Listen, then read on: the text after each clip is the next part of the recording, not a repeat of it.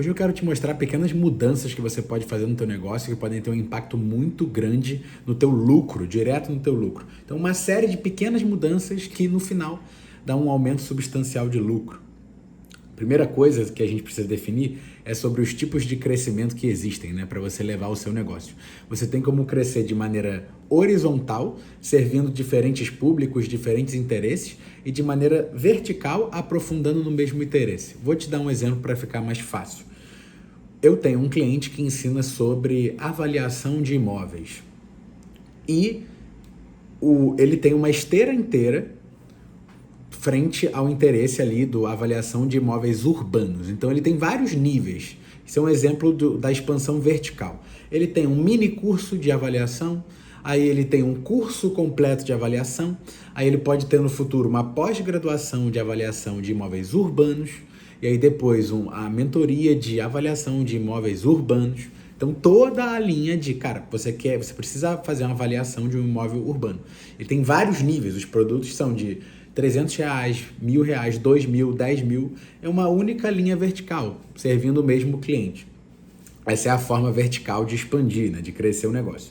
E a forma horizontal é você servir ou um público completamente diferente ou um interesse correlato ao seu.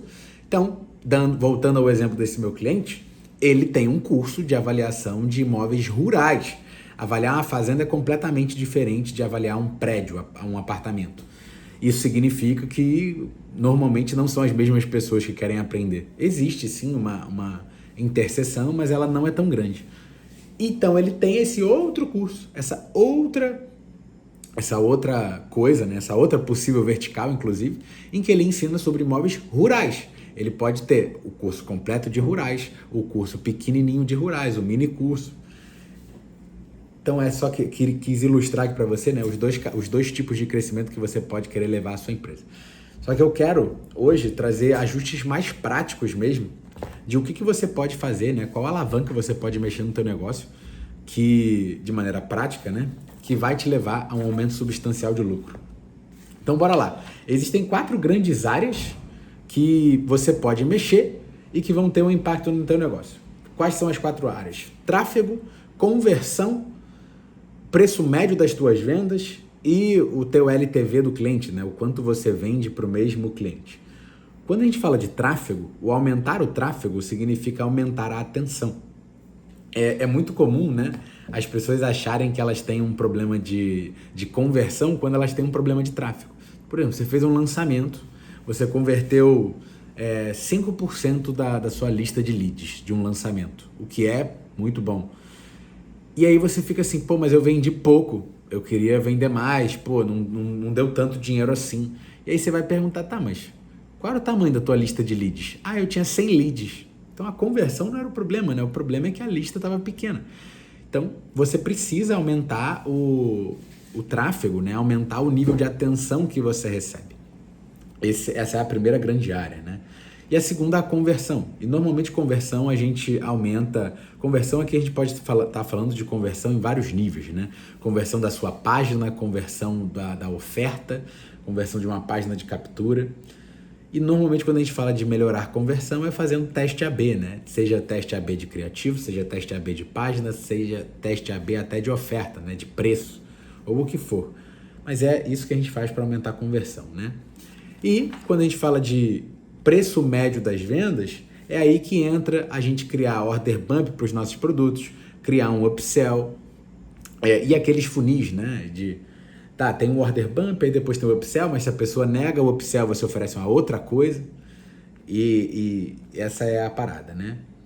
E quando a gente fala de vender mais para os mesmos clientes, você tem que tomar um cuidado aqui, né? Não é para você ficar bombardeando os teus clientes existentes de promoção, oferta adicional. Mas você precisa entrar em contato com eles com mais frequência, porque é quase certo que isso vai gerar uma receita adicional, né? O cara já é teu cliente. Não é para você forçar a mão, né? Você precisa ter esse equilíbrio ali. Só que você tem que entender também que os seus clientes querem receber informação de você. Eles te deram dinheiro em troca de algo que eles valorizam. Então facilite para o teu cliente recomprar sempre. Essas são as 4 áreas, né? E agora eu quero trazer aqui 6 ajustes mais práticos para você executar e ter um aumento substancial de lucro. Primeiro ajuste, criar um hall da fama, né?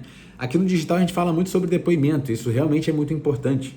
Coloca os teus melhores clientes no centro do palco. Permita que eles contem as próprias histórias e tudo mais. Se você faz evento presencial, isso é extremamente poderoso, colocar um cliente seu no palco para contar a história dele. E de preferência, né, selecione bem o cliente, pegue as melhores histórias. A ideia do depoimento, a ideia do hall da fama, é você gerar um gatilho de identificação. Então você vai mostrar os clientes que você quer multiplicar. Se você atende 2 públicos no seu produto, mas um é ideal e o outro é não ideal, mostre só o ideal. Você não precisa mostrar o tipo de cliente que você não quer atrair, né? Mesmo que você consiga dar resultado e tenha depoimentos desse tipo de pessoa, o ideal é você realmente divulgar só os melhores clientes para você multiplicar os melhores clientes. E isso é algo, né, que está ao nosso alcance aí de todos os tamanhos de empresa. Se você ainda é um infoprodutor que está ali num modelo super enxuto, está trabalhando sozinho, já está fazendo aí seus 300, 500 mil por ano sozinho, todos esses ajustes que eu vou te mostrar, você pode aplicar. E se você tem uma empresa gigante, já faz 5, 10 milhões por ano, você também pode aplicar essas coisas. E aí, o segundo ajuste prático, então, é criar essas ofertas secundárias, né? O order bump, o upsell, para justamente isso ir aumentando ali o teu preço médio de cada venda nova que acontece. Todos esses ajustes eu tirei do livro A Startup de $100, né? E estou trazendo aqui. E é um livro de 2012, então tem algumas coisas ali que são princípios imutáveis e tem outras coisas que dá pra gente reformular com as informações de hoje. Mas uma coisa interessante é que ele fala, cara, a página de confirmação, a página de obrigado, né? Depois de uma compra online, ela é um dos melhores e mais subutilizados momentos para você fazer uma oferta. Então, isso é algo que mesmo quem já está no jogo peca. Tem muita gente que já tem um negócio maior de 1 milhão por ano, 2 milhões por ano, que não tem nada na página de obrigado. O cara comprou, aí a página de obrigado é exatamente isso, obrigado, não é? Só que o momento pós-compra é o momento perfeito para você fazer uma nova oferta. E quase sempre, você pode criar algo que é sequencial à oferta que a pessoa comprou ali, que por um ticket mais alto e tudo mais. Então eu quero que você pegue aí, né, e faça uma auditoria no teu negócio. Cara, que páginas de confirmação de compra que a gente está subutilizando? O que a gente poderia colocar aqui? Será que tem alguma outra coisa importante para a gente divulgar na sequência? Isso vai aumentar o preço médio das tuas vendas novas, né? Terceira ajuste prático, incentivar a indicação. O quanto que hoje você é intencional no teu negócio para incentivar a indicação? O que é o ser intencional? Não necessariamente precisa ser um programa inteiro de indicação, mas é você, depois que o cara comprou, você mandar lá alguns depoimentos para ele, falar assim, olha, você tem outros amigos que... o livro propõe isso, cara, um livro de 10 anos atrás, e eu não vejo a galera do digital fazendo isso hoje. Você já pensou em mandar um e-mail para o seu comprador pedindo indicação de amigos? Porque se ele se comprometeu com aquela transformação, ele provavelmente conhece pessoas que também querem aquilo. E ele também dá a boa ideia aqui, né, de que a página de confirmação de compra também é um bom momento para fazer isso. Cara, eu nunca tinha pensado nisso.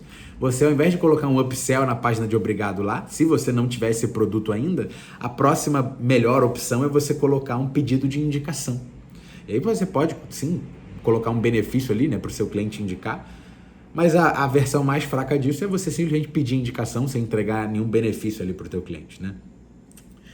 Aí a gente vai entrar em 2 táticas que envolvem a garantia da tua oferta. É importante que você ofereça a garantia mais poderosa possível. E a maioria dos negócios tem garantias chatas, que é, se você não gostar, eu te dou o teu dinheiro de volta.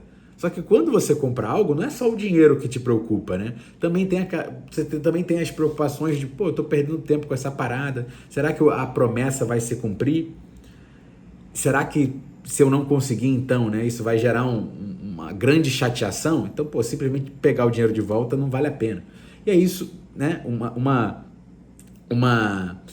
boa garantia, uma garantia poderosa é a que deixa claro que o cliente não vai sair prejudicado. Tem negócios agressivos que fazem, se você não gostar, eu vou te devolver 100% do seu dinheiro e mais 10% pelo tempo perdido, pelo estresse, pela sua frustração. Então, isso é uma garantia poderosa. A garantia de, você tem 7 dias para pegar seu dinheiro de volta, você tem 14 dias. Cara, isso é chato, porque a pessoa vai ter perdido tempo. Então, esse tipo de garantia não tem tanto impacto. Agora, você tem uma garantia poderosa como essa de, nossa, além do seu dinheiro de volta, eu vou te pagar pelo seu estresse. Caraca, isso é muito poderoso, né? Esse é o tipo de garantia que você tem que experimentar no seu negócio. Isso pode ir, sim, para o lado da devolução a mais, né? Que é um argumento de confiança, mas também pode ir para o lado da promessa de resultado. Exemplo, se você tem um curso preparatório para passar num concurso, né? Você prepara a galera para passar numa prova específica. Você pode sim ter a promessa de aprovação. Um exemplo da sua garantia, né? Se assim olha, o que você está comprando, né? O produto, mesmo que seja um produto de um ano, né? Uma mentoria para aprovar num concurso específico. Cara, você está comprando uma mentoria de um ano para você aprovar. Se você não conseguir, você pode continuar no acompanhamento da mentoria até você passar. Cara, isso é uma garantia absurda. Porque o cara vai pagar uma vez e ele vai continuar tendo acesso àquele produto ali até ele conseguir. Então, mesmo que ele não consiga no primeiro ano, ele pode conseguir no segundo, no terceiro. E, cara, esse é o tipo de garantia mais poderosa, né? Porque a garantia do dinheiro de volta é algo chato, porque ele se comprometeu com aquela transformação. Então, a coisa que mais interessa à pessoa não é o dinheiro, é a transformação. Tanto é que ela te deu o dinheiro em troca daquela promessa de transformação. Então, eu quero que você reflita hoje, cara, como que você pode melhorar as suas garantias para realmente criar garantias poderosas. Eu já tive uma ideia em uma das mentorias que eu tenho, em parceria com um cliente meu, de, cara, será que a gente consegue prometer um resultado? Será que a gente consegue prometer que a pessoa vai ter o dobro de resultado do que ela pagou a gente? Será? Eu acho que dá. E eu vou levar essa discussão para ele lá para a gente pensar sobre isso. Cara, será que faz sentido então a gente prometer um número específico de projetos que a pessoa pega e se ela não pegar, a gente deixa ela continuar de graça até pegar, né? E a gente tem, você formatando isso de uma maneira que garanta o resultado mínimo e que a pessoa quer, isso é excelente. E normalmente esse tipo de transformação é pequena, então a maioria das pessoas, sabe, essa garantia ela não vai ser usada tantas vezes, porque se você ensina direito, as pessoas vão ter muito mais resultado do que o mínimo que você prometeu. Mas essa ideia, né, de ter um mínimo garantido é extremamente legal. E aí tem a estratégia que é o completo oposto, né? Ao invés de você ter uma garantia chata e você é incapaz ou não quer criar uma garantia muito poderosa, cara, vai para o lado contrário. Alardeie o fato de não oferecer garantia nenhuma. Esse tipo de estratégia, né? Então, em vez de oferecer uma garantia incrível, você vai se vangloriar que não tem garantia. Isso é uma estratégia que costuma ser mais eficaz para produto high ticket, né? Produto de alto poder aquisitivo. Por quê? Porque isso provavelmente vai reduzir as vendas totais, essa falta de garantia, você vai vender menos, só que você está elevando o nível de comprometimento das pessoas que decidirem comprar. Então, você está pegando a fatia dos melhores clientes. Isso aí, para o high ticket, pode sim fazer bastante sentido, né? Você não oferecer uma garantia, não oferecer nenhuma garantia, né? Isso pode ser, inclusive, um elemento de posicionamento para você refletir, né? Eu gosto dos dois caminhos, tá? Eu já vi negócios de sucesso que tem esse discurso de, cara, não é garantido, né? Eu vou fazer minha parte, você tem que fazer a sua e a gente vai junto e eu quero que você consiga e é isso. E tem o outro lado de fazer essa garantia mínima. Eu conheci um mentor gringo que fala sobre negócio de lifestyle, né? Você tem um negócio pequeno que financia ali o lifestyle que você quer e ele tem uma promessa lá, cara, o programa é de 6 meses, mas se você não conseguir criar o produto e fazer a primeira venda, você ganha o próximo ciclo para criar um outro produto E, cara, é uma garantia poderosa, porque a pessoa, ela quer ter o negócio de lifestyle.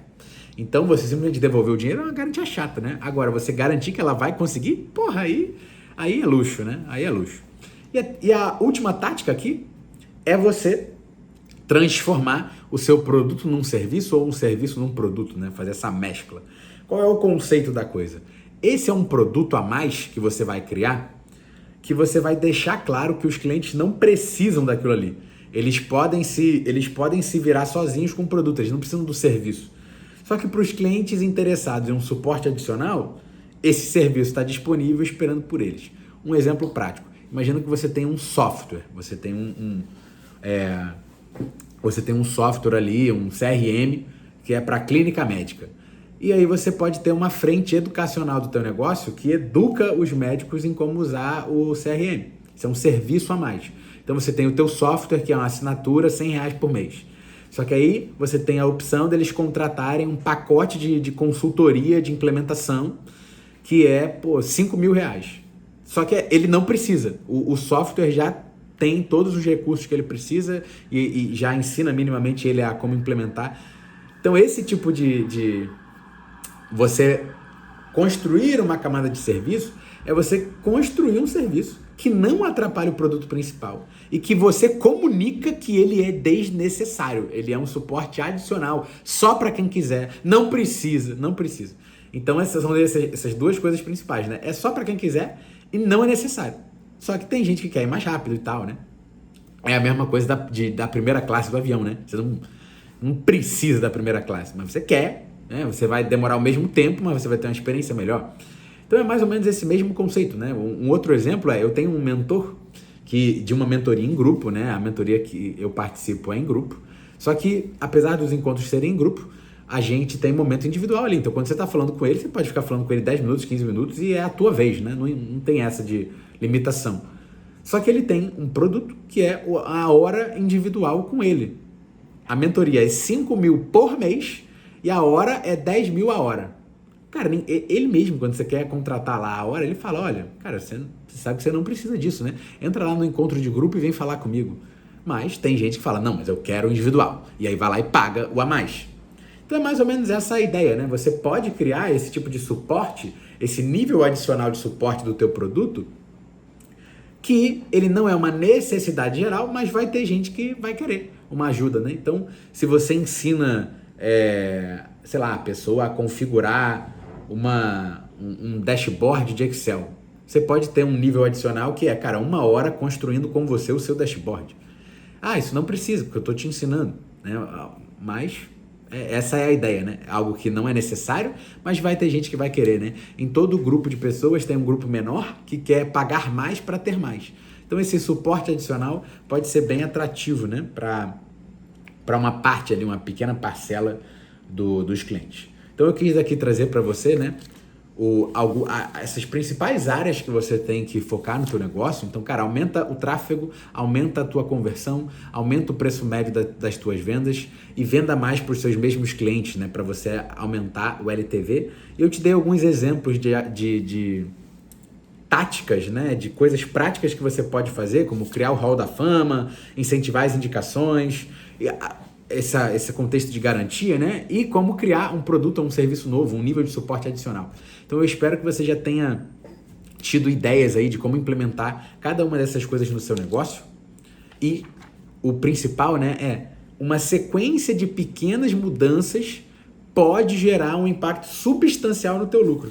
Se você aumentar um pouquinho o tráfego que você recebe, um pouquinho a tua taxa de conversão, um pouquinho o preço médio da venda, esse pouquinho, no final das contas, gera muito lucro a mais, né? Então, pequenos ajustes podem gerar grandes mudanças e essa é a mensagem do dia aí, né? Mas também, junto com alguns ajustes práticos que você pode fazer para crescer o lucro do teu negócio digital.